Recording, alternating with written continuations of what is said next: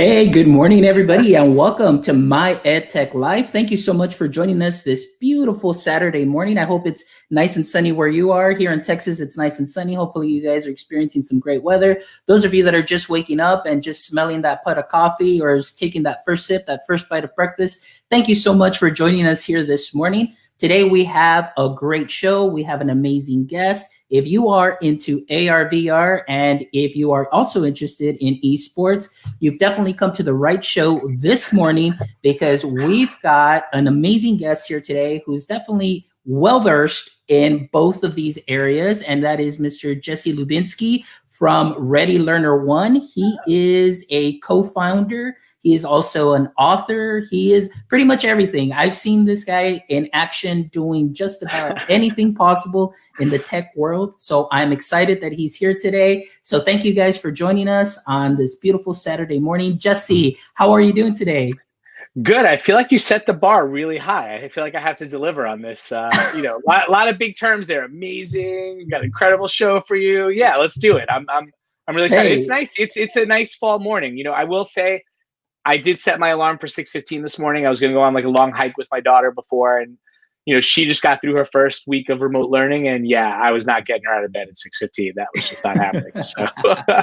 Oh, well, that's awesome. I'm glad that you're here. And of course, I've been definitely following you guys for a long time, through Micah, Christine, and the rest of your team at Ready Learner One. I'm definitely there on my Twitter feeds. I got you on the alarm where anything that you post, I'm always following because Awesome. That's the way that I learn. And so I'm glad that you're here because, again, like the whole purpose of the show is definitely to connect people that not only have inspired myself, but I know that can inspire so many. And with so much interest right now, especially with remote learning and, some of the AR, VR implications now in education, how to leverage that. And of course, esports is definitely something that is huge and it's, growing exponentially. That is definitely something that's great. So what better way?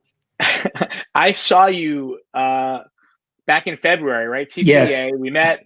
Reality Bites had just come out, and now here we are a few months later. We haven't left the house since, and another book's coming out, and the Reality Bites started getting pushed aside. So it's Yeah, it's funny though. So it feels like the world. I mean, it's true. The world has totally changed since last time we were in person together. Yeah, for sure. And I remember the last time you did sign my book, so I still need Christine's signature. Somehow I need to manage to get Christine's signature. I'll make that happen. We will make that happen. So that's awesome. All right, so Jesse, let's go ahead and talk a little bit about, let's talk the first section here, just talk about AR, VR, and just its implications. Sure. And you did mention Reality Bites. I see your poster back there. I do have my book here. And I was talking to you a little bit, backstage and, being part of the Google Innovators Academy, the Virtual Innovators Academy here and I have Dr. Chantel Scott, who you were her coach. I was her coach. So I was her coach. I was just about to say, we're family technically, right? Because I was her coach in Denmark in 2018. She was part of that Innovator cohort. I was super excited to get to work with her on her project. I think my proudest thing in terms of her journey has been linking her up with a really great mentor. So I was able to find her a really great mentor who I know they clicked and were able to do a lot of great work. Brooke down in Kentucky. And yeah, then when I found out she was your coach, I'm like, wait a minute, I'm your grand coach. Yeah, for sure. So, in having that conversation and we're talking and we're doing our prototyping, which is just, something that is wonderful and great going through the process.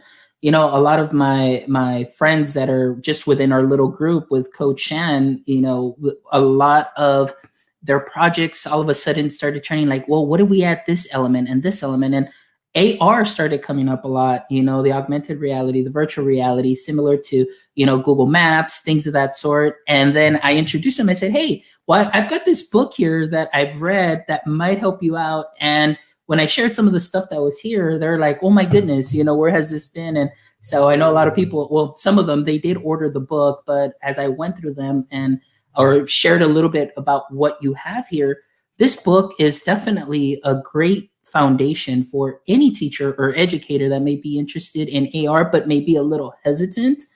I just wanted to throw this out that I really like the way that you break up the chapters. And one of my favorite things is at the end of every chapter, you've got the little toolbox and the tool, how you can use it. And you even touch on Engage, Explore, 4Cs, ISTE standards, SAMR model, and you even have a QR code for additional resources. So let's talk a little bit about this awesome tool. So right.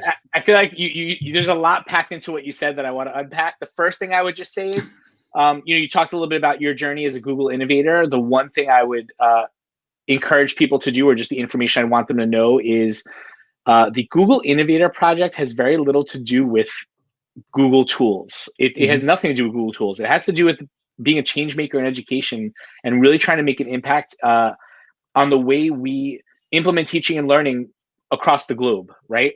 And so we're trying to solve those big problems. I think if you're the type of person who wants to be that person who can create change, it's something you should look into. It has nothing to do with Google Docs or Google Sheets. It's crazy. Like I always like people to know that. I was really excited to hear that you guys were dabbling in AR and VR. I know that Christine was a coach in the New York cohort, and some of the projects they were coming up with there also tapped into AR. So I think this is a good place to just kind of, for your listeners, differentiate, I guess, between AR and VR. What do we mean? What are we talking about?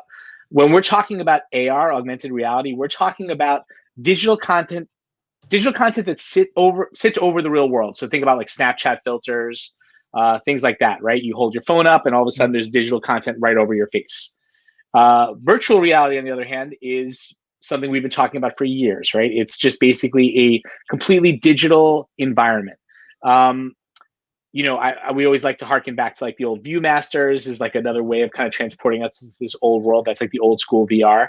That's the real difference. But AR has so many powerful learning applications that I feel like we're just starting to tap into. And so you mentioned the book, by the way. I don't know what's going on over at Amazon, but I bought a copy of Reality Bites, the paperback version, yesterday for $3.02. Yes. I tried to buy 30, but it will only let you buy one. My suspicion is they're trying to clear shelf space. So if you're looking for a good deal, go grab it now. And one of the things, I mean, without showing you, I know I've seen you show this before, but it's fully enabled with AR content. The book is a model for AR content. So if you hold your phone over the cover of our book, Christine, Mike, and I pop out and start sharing what the book's about. There's different examples. But to your point about the way the book's laid out, I'm a big believer in, have you ever read Steal Like an Artist by Austin Kleon? No, but I know who he is. And amazing I need to get my hands on that book. Amazing book, super short. But I actually do a keynote that kind of ties into some of his themes where I talk about how ultimately, if you borrow from the things that you're passionate about, that's how you're going to produce your best work. And so I feel like Reality Bites was a culmination of us taking a look at some of the books that were already out there and taking some of the things we loved. So the chart you mentioned that we put at the end of each story, that was something that I saw the HyperDocs book use. And Lisa, Kelly, and Sarah are three of the most innovative ladies out there. And that was something I loved. So we kind of put our own spin on it in the book. I've seen a ton of books use QR codes to share resources. We hadn't seen someone use AR in the book quite the same way, but we wanted to model ways that we had seen innovative AR used. But essentially what we realized was, look, I mean, I've been in education now for about 20 years. I started out as a tech consultant for Fortune 500 companies, went into teaching in New York City, taught in the suburbs right outside New York City. And then I was a director of technology and innovation for around a decade. And I think one of the things we always see with tech adoption is, right, there's this real slow burn where you have your early adopters, and then you have your people who, until it kind of meets this mass point of adoption, people don't really know about it. And what we're trying to do is accelerate that in a way by not talking about the technology, but by talking about the impact on teaching and learning. And so we created this nice little framework, this little packaging for AR and VR, the ABC framework. So it's absorb, blend, and create. And what I've found with teachers over the years, whether it's been through observations or just sitting in our classrooms, is teachers will often self-report they're much worse at technology than they are. So teachers will say like, I don't know how to do technology, but meanwhile, I'll see them doing these amazing things and be like, look at what you're doing. So teachers may think AR/VR sounds like this crazy out there thing, this futuristic thing that there's no way I could pull that into my classroom. And ultimately, it still boils down to how you're implementing your pedagogy, right? So absorb, blend, and create is just simply in any AR or VR experience, you're either absorbing content, you're passively taking in what you're seeing, blending, meaning kind of like remixing, or creating new content from scratch, enabling our students, for instance, to create new worlds, new content. And so that's really where we sit in terms of Reality Bites is, what are teachers doing out there, and how do those fall into the different categories? And we didn't want it to be one of these books that tells you about like how to click here, because the truth is that's going to change. By the time the book hits the publisher, it's already going to change. That's the problem with EdTech books, right? So if we focus more on teaching and learning in the books we write about EdTech, they'll be applicable for a lot longer. And we could always QR code to a website to tell you more about the actual how-to. Correct. And that's something that I loved, like I said, just following with the book and just the resources that are there. Like you said, easy layout. And I mean, for me, it's just something foundational. Like even, for myself that am just one of those, like you said, early adopters, I'll go and research. I'll just look on Twitter, find things, and, whatever other people are doing, I kind of make it my own or put a spin to it, or just really try and push it and see where I can take this that they may not even know that you can do, things like that. And but this book, like I said, is just a wonderful layout, and I can't wait for anybody. I did put the link in there so people can go in and buy their copy of Reality Bites, because it's definitely a great tool belt. And I do see some posts here of people that are already wanting to include some AR or VR within their teaching models, because I guess they also see, especially now during remote learning, we will be seeing a lot more of AR, VR, and maybe just it hasn't been adopted too much at too many schools yet. Maybe because, again, people are just trying to, get in and say, okay, let's see what we've got. Let's take care of everything that we do. But I think this is something that's definitely now going to be even more or seen more within schools. What do you think about that, Jesse? It's funny. I think right when I saw you, like right as the pandemic was kind of starting, a lot of people said to us right away, like, wow, this is the time, right? It's time for AR and VR. And we were like, no, like teachers can barely get a grip on how they're actually doing remote teaching. This is not the time to now, start pushing out headsets to kids to do that stuff. However, what the pandemic has done is open up opportunities for us to see that there are alternative pathways for instruction, right? So in other words, I think the big problem we had in the spring was people made a decision on remote learning and whether it could work or not based on what happened in the spring. And the truth is, what we did in the spring was not remote learning. It was crisis teaching, right? So it was teachers, and even still, many teachers who are doing a hybrid and remote model have never been trained on how to actually do this. So where does VR fit into that? Where does AR fit into that? Well, I think right now there's clearly a reluctance, I would say maybe, of taking my Oculus Quest and handing it over to you after I've worn it and having you put it on, right? Prior to the pandemic, it would have been the acquisition of that hardware that would have been the challenge, not the actual usage of it. Now I think the challenge is the usage. Where we've seen a lot of forward movement since the pandemic started has been in web-based VR. So things like Mozilla Hubs. One tool that we love is Spatial, which is a combination of kind of AR and VR. Mike and I actually have done a demo for schools where we showed how Micah took a pine cone from his backyard, scanned it in using his phone, and then we were able to bring that pine cone in and explore it and pass it around and use it. So now we start thinking about what our classrooms could look like moving forward. And 5 to 10 years from now, as we start to get comfortable with this idea of the classroom without walls, right? The classroom that's not just having to have kids in one setting, the hybrid classroom. There's a lot of powerful tools. Oh, tell Scott. Oh my God, she's here. So I think sorry, got derailed.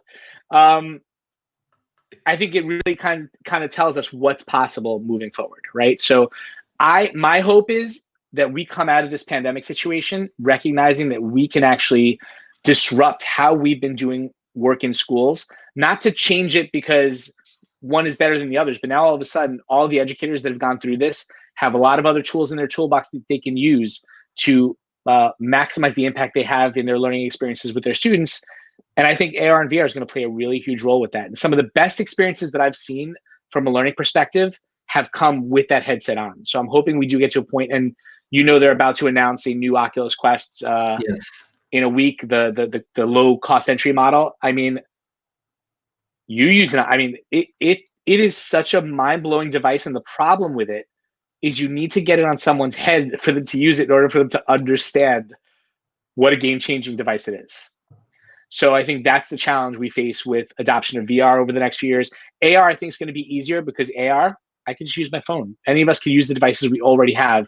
And there's already a ton of great applications out there. One that we love at the elementary level is Catchy Words. It's actually in the book. Yes. For helping students learn how to read, learn how to spell, students with reading disabilities. I mean, there's so many great tools out there, and we just have to get educators, make them more aware of what's available to them.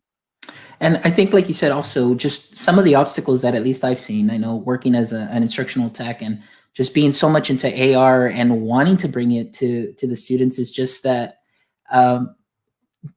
not that many people know it. Like you need to really explain it. And then a lot of people, they really don't take the time to want to learn something new, because it's kind of like, no, well, I got to follow my curriculum. I got to do this, and I got to be here at this certain time. And it just really makes it difficult. And the teachers just, they're just going through the motion, doing what it is that they need to do and doing what they know is best.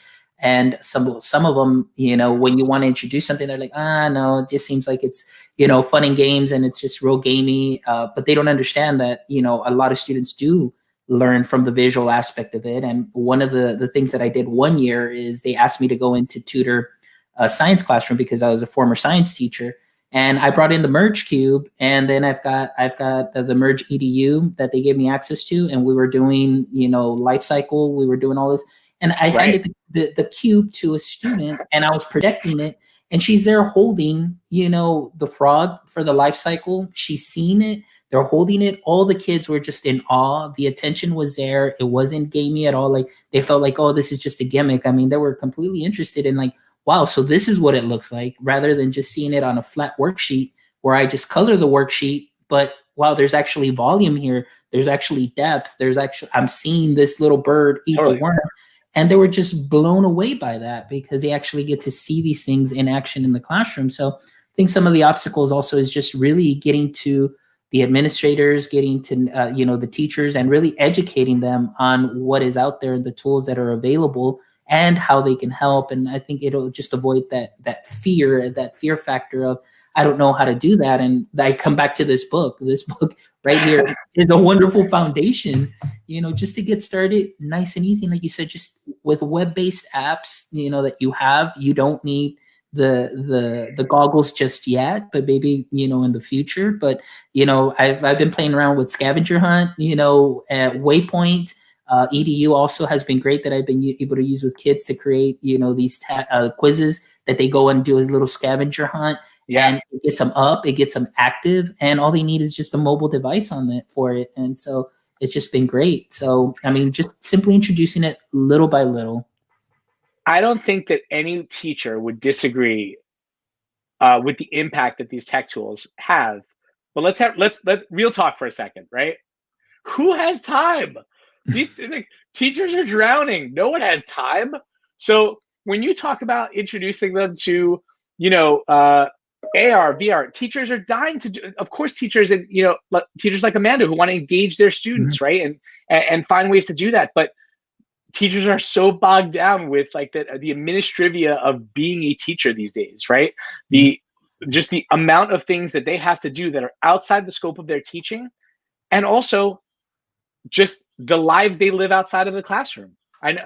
I'm sorry. I apologize if I'm breaking news to parents that teachers have lives outside of the classroom. It's not, they do have their They do have their lives that they have to live as well. So the question then becomes, how do we get teachers to make that leap, knowing all the obstacles they have? And my belief has always been it's in showing the intrinsic value these tools have, not just in improving the experience for their kids, but in saving them time and energy, right? So, I think about an experience like the Anne Frank House, which is an experience in in Oculus, which to me is my go-to. Like if you're talking about the emotional impact that a learning experience can have in the classroom and how VR can change that, I talk about the Anne Frank House experience, which was developed by by a company out in Amsterdam. They basically recreated Anne Frank's house the way, not as it looks now, but as it looked back when she was living there. There are artifacts all over the house where you can pick things up. As you pick things up, you hear a young girl reading portions of Anne Frank's diary. You really are able to empathize with her story in a way you could not do simply by traditional reading and discussion. And so when teachers start to take a look at, the types of lessons they have to do to get their students to that same point, then all of a sudden it becomes a tool that could save time.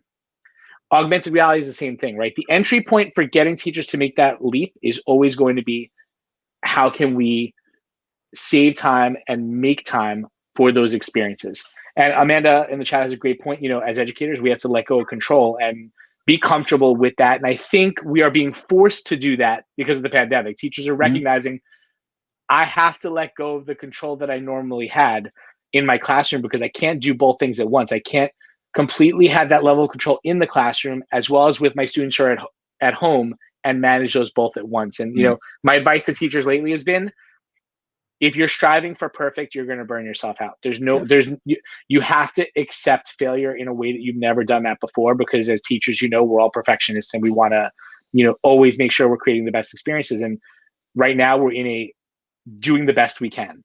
Yeah. And with that in mind, I was going to say, opportunities are there. I agree with you on that. At this time, one of the things that I've been telling teachers, because you're right. I mean, they strive for perfection. They're used to being within the classroom setting. And now I tell them, it's like, you have to realize that now as a teacher, you're a guest in that student's home now, so Absolutely.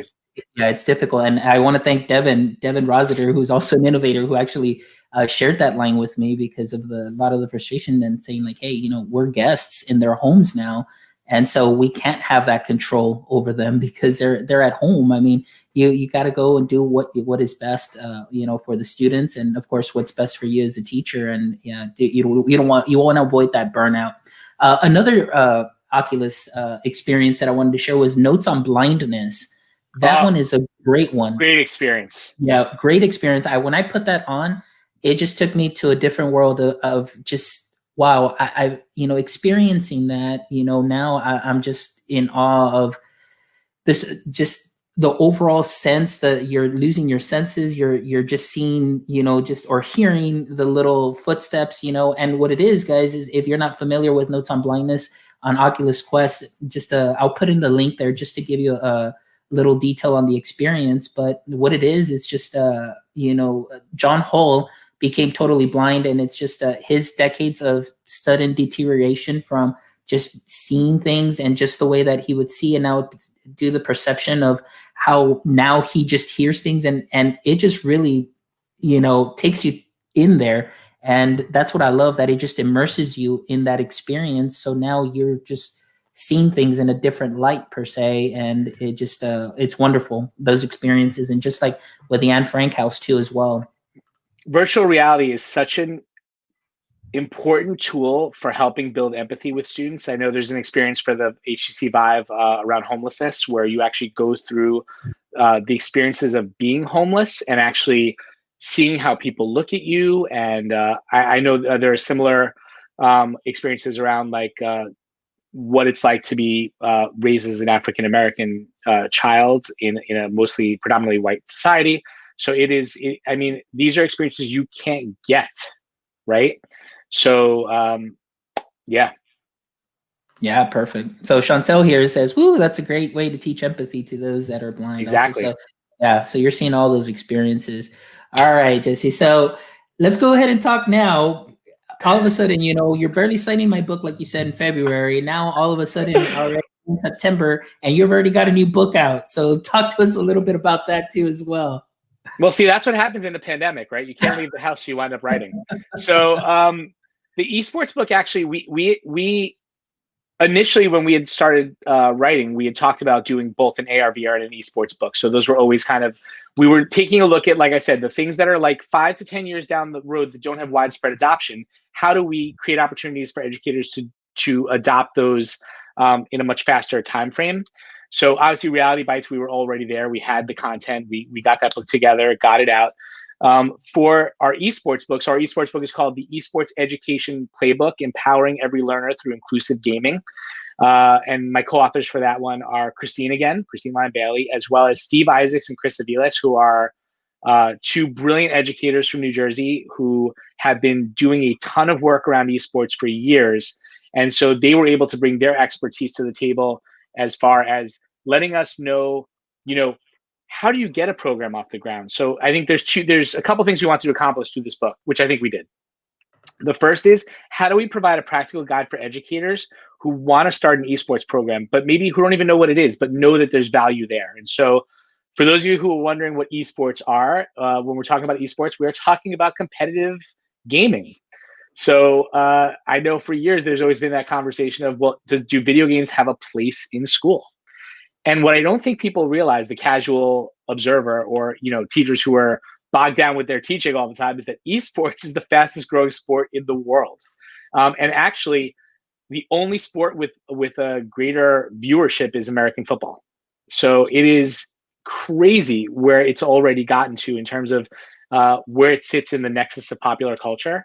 And it's been growing at such a rapid rate in schools. And we have seen tweets, the entire process of us writing, we've seen teachers looking for help and guidance on how do you do this? Do you make teams? Do you make clubs? How do you get it off the ground? Do kids bring their own systems? Like, how does this work? And so we've created, part of the book is that practical guidebook. But the other piece is really about talking about the benefits of esports, the why, right? And I don't think what people realize is that esports is opening up doors for students that previously had no kind of gateway or connection to their schools, right? Those students who felt disenfranchised, the students who weren't quite athletes and didn't really have that place where they fit in, right? Esports gives students those abilities. One of my favorite stories from the book, which I'll share now, is actually was shared with us from a director of technology out in California. He was saying his school district had adopted an esports program and they were using it in their alternative ed school. So these were students who they could barely get to come to school. And they opened the esports club there, which became a team. And they started, having competitions. And the parents for this child, who had only a year before would not even attend school, they called the school and said, is it okay for parents to attend the competition? And he was like, of course, we encourage it, please. They called back a couple of hours later. They're like, well, we have relatives who want to fly up to see the competition. Is that okay? And what he realized was this was a family that had no connection to their school community at all. And now all of a sudden, it was of such value to them. And what they saw was this then impacted the rest of his grades. Now he was attending his other classes because esports became the incentivizer for him being part of that school community. And I don't think esports is for everyone, right? It's for males, for females, for those who don't identify, non-binary, for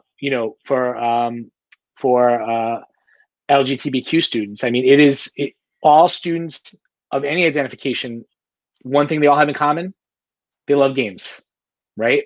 And so this provides that way for them to all participate together in something that isn't, I don't want to say as exclusionary as traditional sports, because sports are open, but we all know there's a certain degree of either I'm a good athlete or I'm not a good athlete. And it hasn't been a pathway for everyone. And so esports provides those opportunities.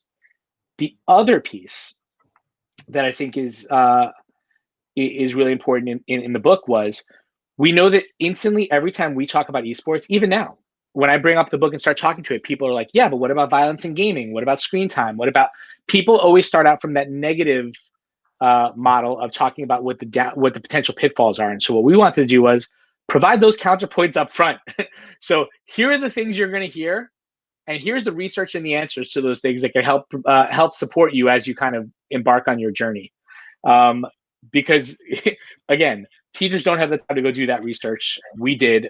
We wanted to provide that information up front.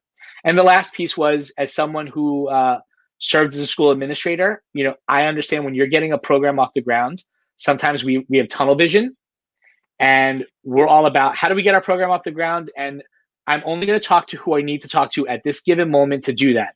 And what we're trying to make sure people know is it's a team effort. And it's a team effort if everyone's on board and successful. So we talk about the various stakeholder groups you need to address and how to address them.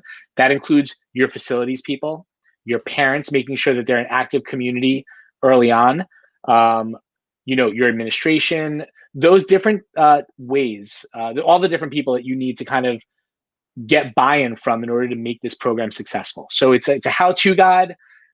It's if you have no background information whatsoever on games, if you've never played a game in your life, our good friend Mike Washburn joined us for a chapter to take us through a brief history of gaming and esports and kind of how we got here. So we lay the groundwork there as well. So it's really for any educator interested in finding another opportunity to engage your students.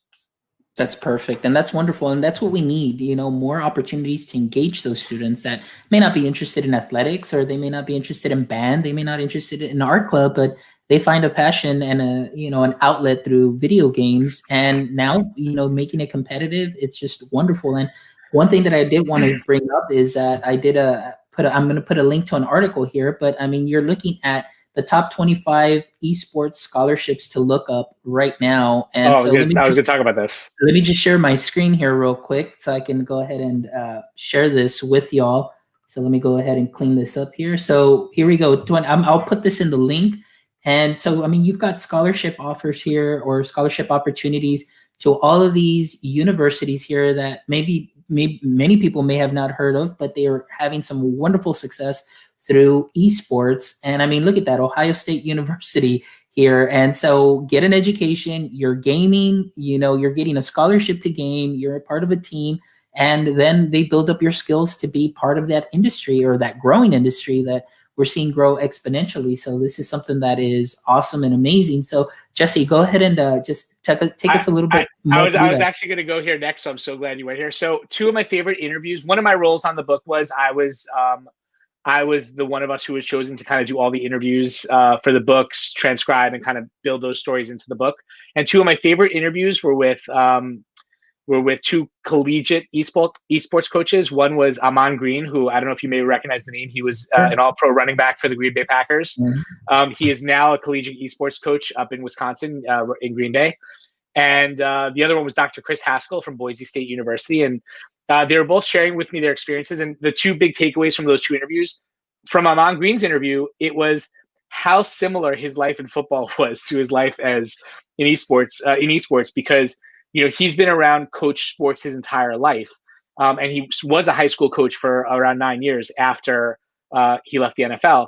And he said, you would be shocked at the similarities between coaching, a traditional sport and coaching esports. It's the same thing. The drills, it's not like they get together after school every day and just play games. If you play a certain position in esports, you focus on skills related to that task in the game itself.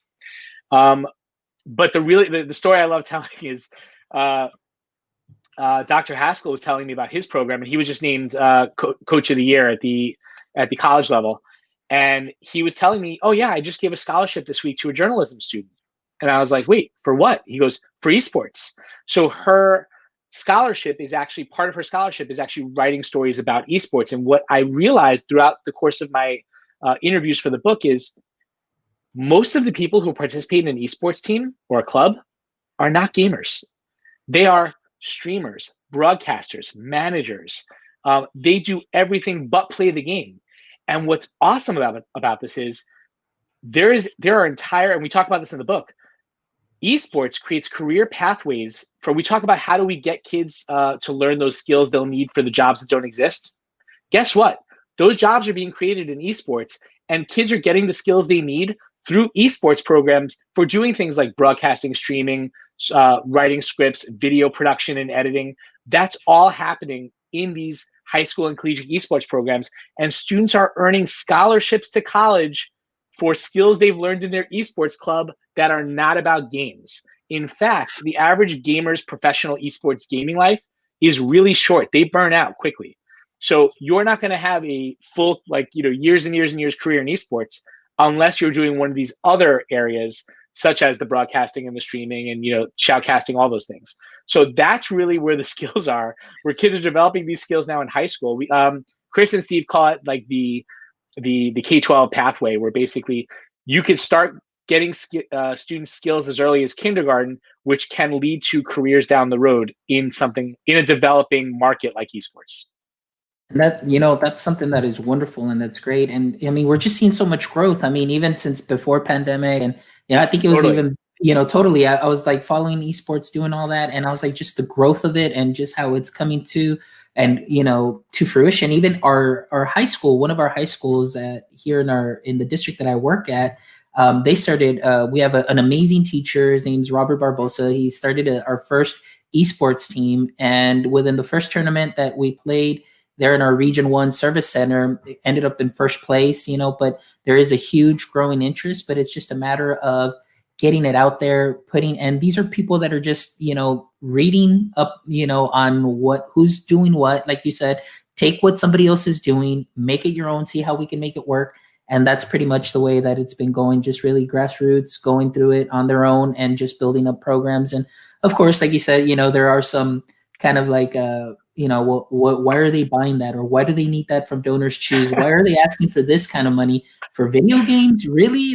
So it's kind of, you got to go through those obstacles. But we did have this last year, I believe we had our first graduate who did receive an esports scholarship. So that is awesome. Awesome. So that is amazing. So it's something that's definitely growing. And so again, but I wanted to talk a little bit about that and maybe do the segue, something that we were talking about earlier. Sure. Usually our teachers, when we get any kind of formal training, anything that we do, we have our local regional service center where we pay a certain fee for as many trainings as our teachers can go to, dealing with anything with tech or tech related. Now, you're talking a little bit, Ready Learner One is partnering up. Can you tell us a little bit about what you guys are working on? Totally. Before that, I just wanted to touch on 2 points with the esports as you were kind of closing up. So here's a question for you.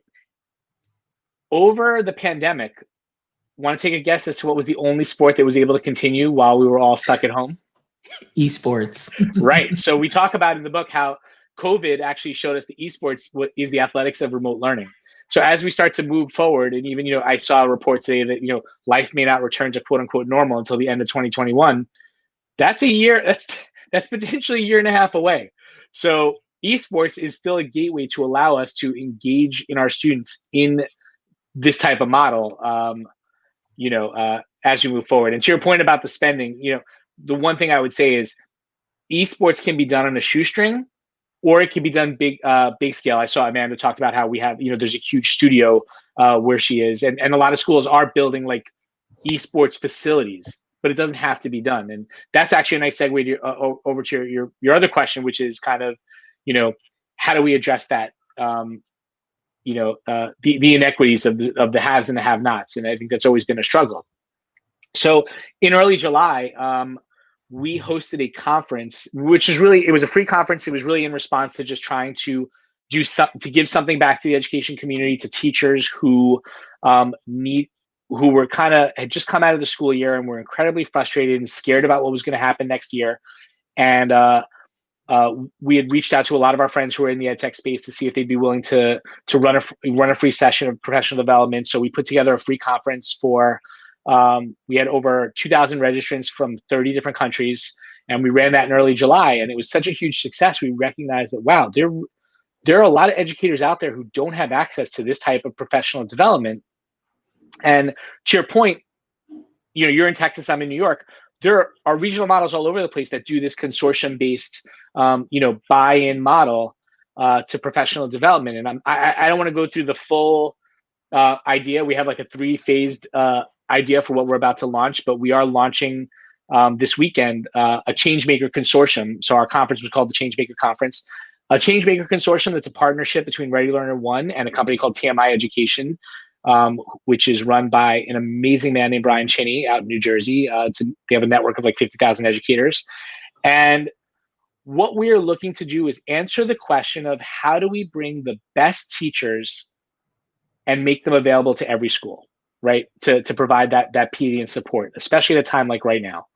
And so you and I have spoken, right? So we have a lot of friends in the EdTech space who travel and do keynote and present, and they're paid a lot of money to go do what they do, which ultimately means that they're not necessarily available to all those schools, whether they're rural, whether they're in impoverished neighborhoods.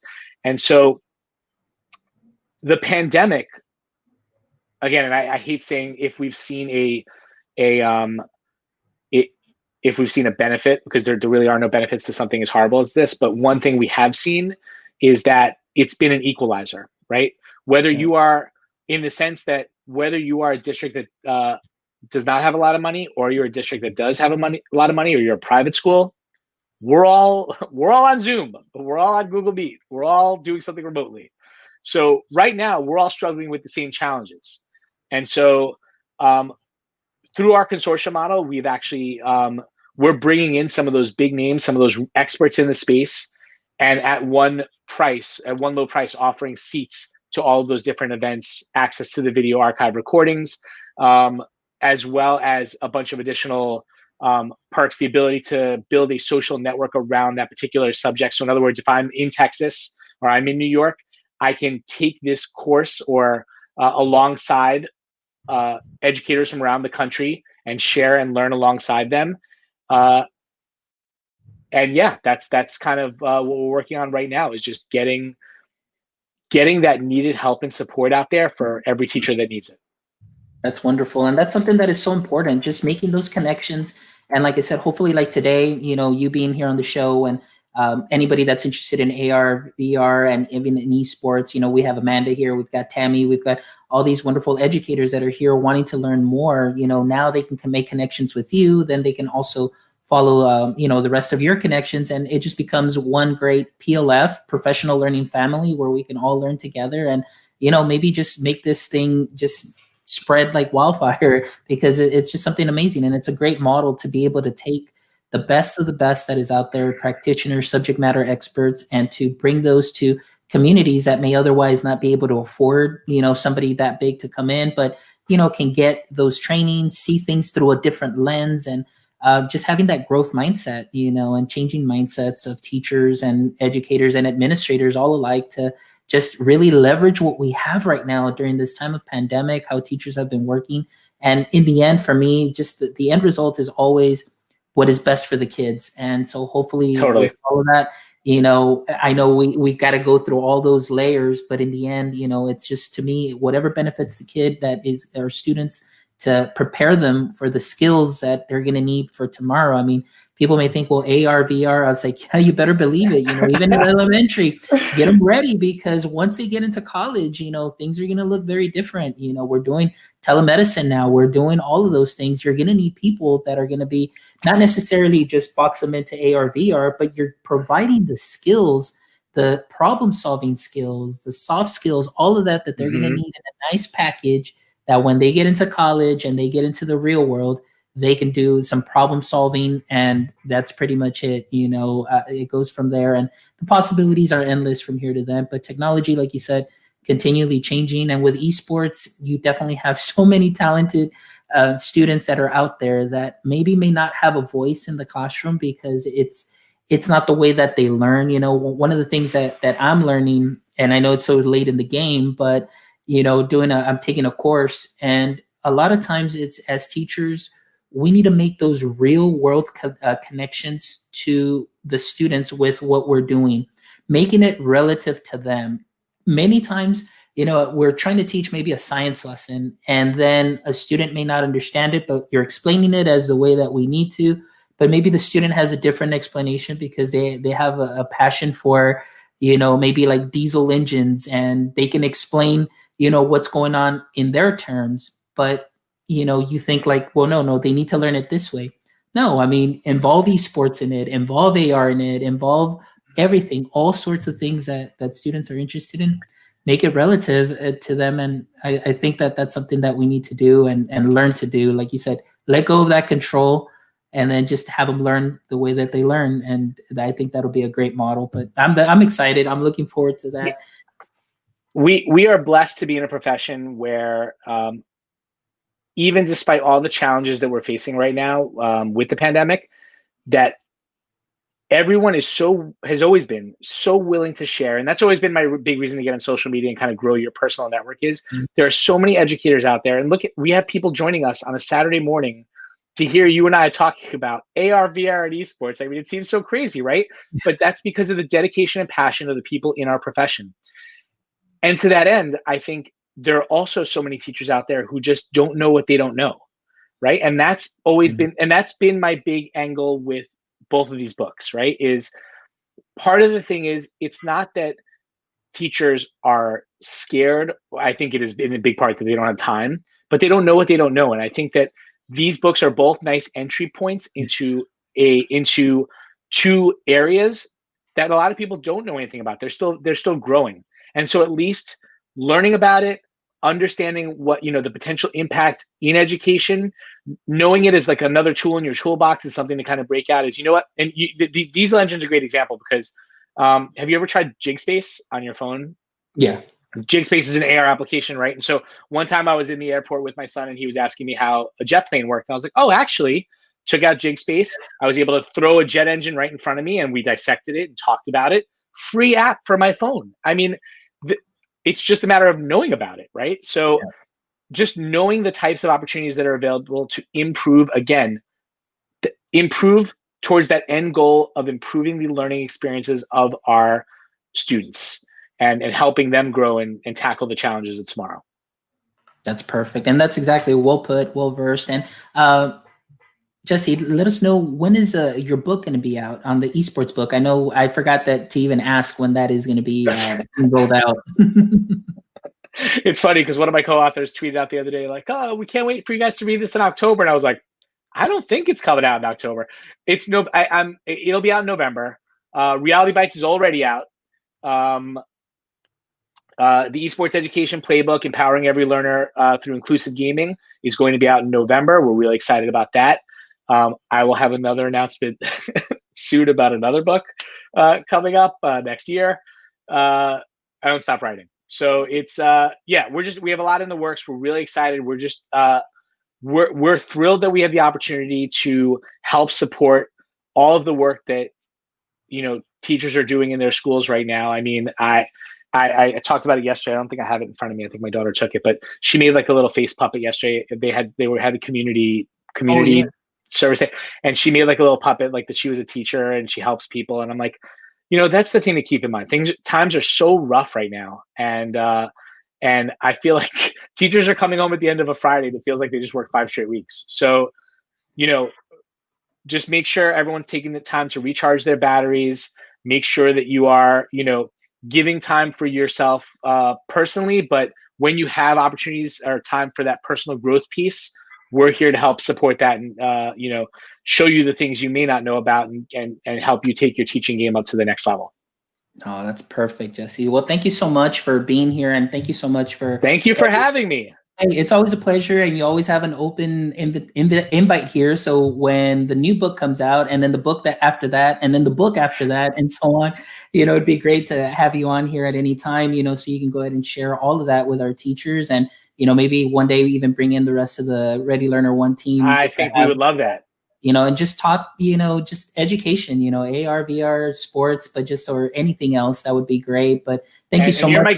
You're my grand innovator child. So we're family, and family. Yes, we are family. That is awesome. That is great. And I want to also thank Micah, because Micah definitely helped me, give me that push through to get into Innovator, and, just with, everything that he did. So, it really does feel like family. So thank you guys again for everything that you're doing. And everybody that's watching today, thank you so much for joining us this beautiful morning. Hopefully you guys had a wonderful time here learning about AR, VR, and esports with Jesse. And it's just been something great.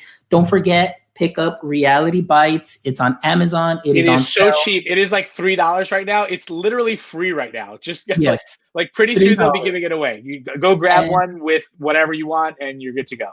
And like he said, it's got the ABC toolbox here where you can go ahead and has QR codes. Look, they've got Merge Cube right there. You've got little plans. It's just a great foundation, for you to start. Again, it's just all about getting the information, losing that fear, trying things out slowly, adding another tool to the tool belt, just like Jesse mentioned, and, take it from there. And of course, in November, you'll get the new Esports Playbook, and that's going to be super excited.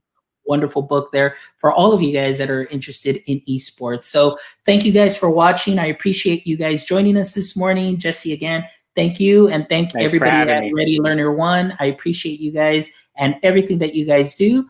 We'll see you next time. And don't forget, my friends, keep staying techie. Check you later. Take care.